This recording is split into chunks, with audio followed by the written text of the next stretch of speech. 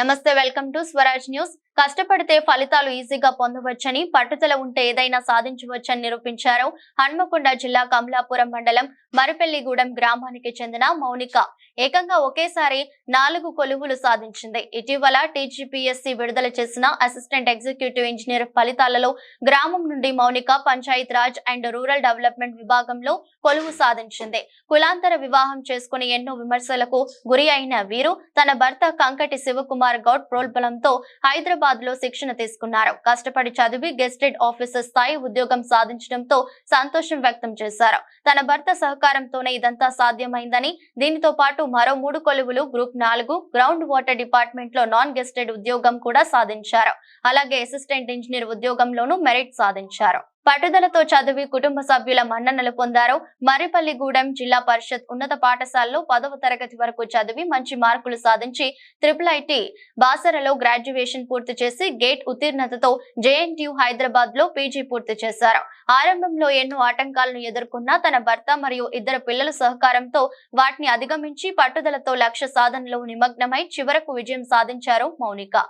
నా పేరు మౌనిక, మాది మరిపల్లిగూడెం విలేజ్, కమలాపురం మండల్. నేను ఇటీవల టీజీపీఎస్సీ ప్రకటించిన AEE రిజల్ట్స్లో panchayat raj and rural development విభాగంలో గెజిటెడ్ స్థాయి ఉద్యోగం సాధించాను. ఇదే కాకుండా group 4 ground water department and assistant engineer ఉద్యోగాల్లో కూడా మెరిట్ లిస్ట్లో ఉన్నాను. నేను ఈరోజు ఈ స్థాయికి చేరుకున్నానంటే దాని వెనుక చాలా స్ట్రగుల్స్ ఉన్నాయి. నా భర్త యొక్క సహకారం ఎంతో ఉంది.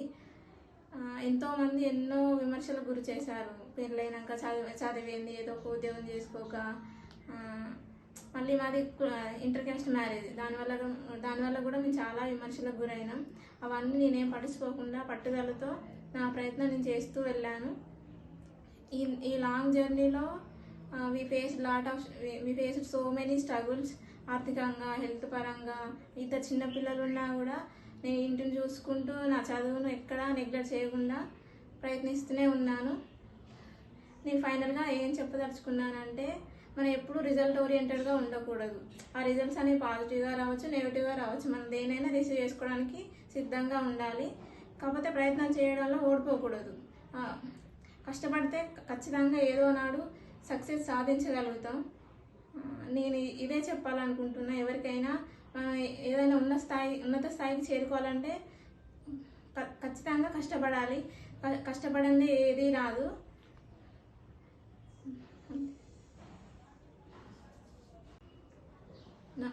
నా ప్రిపరేషన్లో ఏవి కీ రోల్ ప్లే చేసినాయి అంటే రివిజన్ అండ్ షార్ట్ నోట్స్ కంపల్సరీగా ప్రిపేర్ చేసుకోవాలి.